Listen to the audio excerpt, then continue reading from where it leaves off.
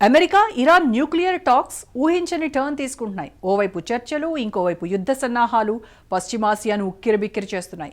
మస్కట్లో చర్చలకు ముందు ఇండో పసిఫిక్లోని డియాగో గార్సియా మిలిటరీ బేస్కు B-2 బాంబర్స్ను తరలించిన ట్రంప్ రోమ్ సమావేశాలకు ముందు అమెరికా సెకండ్ ఎయిర్ క్రాఫ్ట్ క్యారియర్ను అరేబియా సముద్రం వైపు మళ్లించారు. సింపుల్గా చెప్పాలంటే టెహ్రాన్ను అష్టదిగ్బంధం చేసే దిశగా అమెరికా మోహరింపులు కనిపిస్తున్నాయి. కానీ ఇప్పుడే ఈ మోహరింపులు ఎందుకు చేస్తున్నట్టు? టెహ్రాన్ దారికి రాకుంటే దాడికి దిగాలన్నదే ట్రంప్ వ్యూహమా? ఏప్రిల్ 19వ తేదీన పశ్చిమాసియాలో ఏం జరగబోతోంది? Watch this.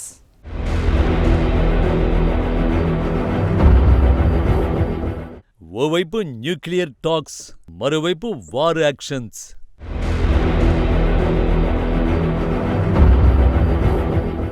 మిడిల్ ఈస్ట్లో మరో సంగ్రామం మొదలవుతుందా?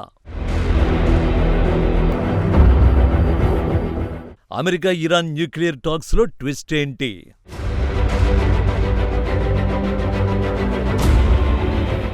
ఇరాన్ అణు కార్యక్రమంపై తదుపరి చర్చలకు ఇటలీ రాజధాని రోమ్ వేదిక కానుంది. టెహ్రాన్, వాషింగ్టన్ మధ్య జరిగిన తొలి విడత చర్చలకు ఒమన్ రాజధాని మస్కట్ ఆతిథ్యమిచ్చింది. ఈ నెల 19న రెండో విడత చర్చలు రోమ్లో జరుగుతాయని ఇటలీ ప్రభుత్వ వర్గాలు తెలిపాయి. చర్చలో మధ్యవర్తిత్వ పాత్ర పోషిస్తున్న ఒమన్ నుంచి విజ్ఞప్తి అందింది. మేం సానుకూలంగా స్పందించాం, స్వాగతం పలకడానికి సిద్ధంగా ఉన్నామని ఇటలీ విదేశాంగ మంత్రి యాంటోనియో తజాని తెలిపారు. మరోవైపు అంతర్జాతీయ అణు ఇంధన సంస్థ అధ్యక్షుడు రఫేల్ మారియానో గ్రాసి టెహ్రాన్ వెళ్లనున్నారు. ఆయన ఇరాన్ విదేశాంగ మంత్రి అబ్బాస్ అరాగ్చి, అధ్యక్షుడు మసూద్ పెజెష్కియాన్తో సమావేశమవుతారు. ఈ పరిణామాలపై సంప్రదింపులు, సలహాల కోసం ఇరాన్ టీం ఒకటి ఇప్పటికే రష్యాకు కూడా వెళ్లింది. ఇక ఇరు దేశాల తొలి సమావేశం తర్వాత ట్రంప్ స్పందిస్తూ రాడికలైజేషన్ అయిన దేశాల వద్ద అణుబాంబులు ఉండకుండా చేయడమే దీని ఉద్దేశమన్నారు. ఇక ఇరాన్పై సైనిక చర్య ఆప్షన్ని ఆయన కొట్టిపారేయలేదు. మరోవైపు అమెరికాతో జరుగుతున్న అణు చర్చలపై Iran supreme leader Ayatollah Ali Khamenei తొలిసారి స్పందించారు. తొలి విడత చర్చలు సానుకూలంగానే సాగినట్లు వెల్లడించారు. మరి అంత ఆశావాదంగానూ మరి అంత నిరాశావాదంగానూ లేము అని ఖమేనీ పేర్కొన్నారు.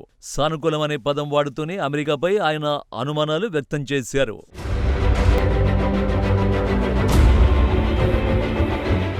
అణు నిరాయుధీకరణ ఒప్పందంపై టెహ్రాన్తో సంతకం పెట్టించడం 1-2 విడతల చర్చలతో కొలిక్కి వచ్చేది కాదు.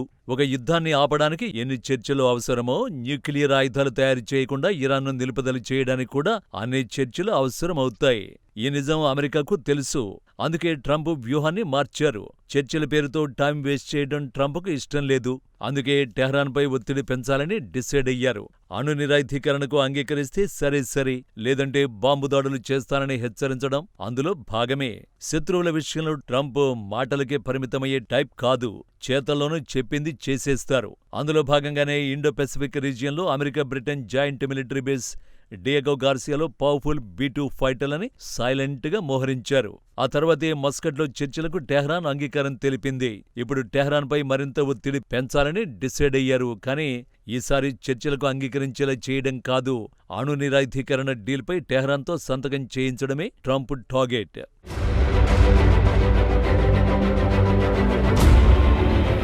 ఇరాన్ వెన్నులో వణుకు పుట్టించే విజువల్స్ ఇవే.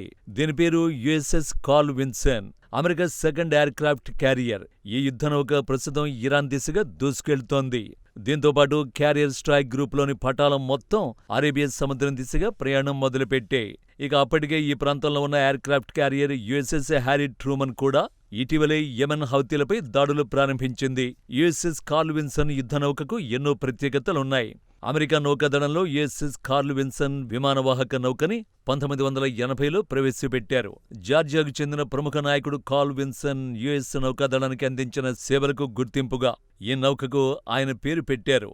1983 నుంచి ఈ యుద్ధనౌక సేవలందిస్తోంది. సాధారణ విమానవాహక నౌకలతో పోలిస్తే దీని పరిమాణం భారీగా ఉంది.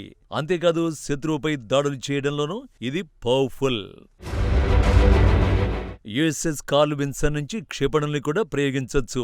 యుద్ధనౌక లక్ష్యంగా వచ్చే క్షిపణుల్ని, టార్పెడోలను క్షణాల్లో గుర్తించగలిగే అధునాతన వ్యవస్థలన్నీ ఇందులో ఉన్నాయి. శత్రుదేశాలపై ఒక్కసారిగా దాడి చేయడానికి వీలుగా దీనిపై అధునాతన యుద్ధ విమానాలు, హెలికాప్టర్లు ఉంటాయి. విమానాలు ఎగరడానికి రన్వే కూడా ఉంది. ఈ నౌక ఇరాక్ యుద్ధంతో పాటు desert strike, southern watch, enduring freedom తదితర ఆపరేషన్లలో కీలక పాత్ర పోషించింది.